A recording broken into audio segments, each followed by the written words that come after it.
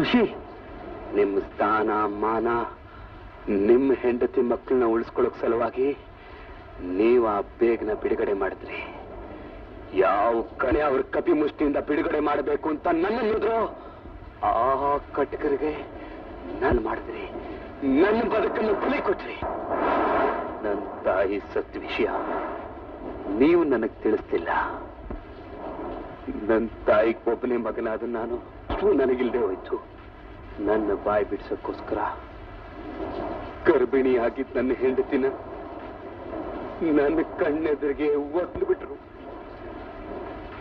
ನನ್ನ ಗಂಡ ಸ್ಥಳ ಕಿತ್ಕೊಂಡು ನನ್ನ ಶಂಡನ್ ಮಾಡಿಬಿಟ್ರು ಸಾರ್. ನನ್ನ ವಂಶ ನಿರ್ಮೂಲ ಆಗೋಯ್ತು.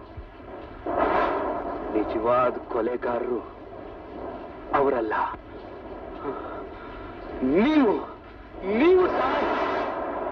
ಈ ಕ್ಷಣಕ್ಕಾದ್ರೂ ನೀವು ನಿಜವಾದ ಪೊಲೀಸ್ ಆಫೀಸರ್ ಆಗಿದ್ರೆ, ನೀವು ತಿಂತಾ ಇರೋ ಪ್ರಜಾಪ್ರಭುತ್ವದ ಅನ್ನಕ್ಕೆ ನಿಷ್ಠೆ ಇರೋದಾದ್ರೆ ತಗೊಳ್ಳಿ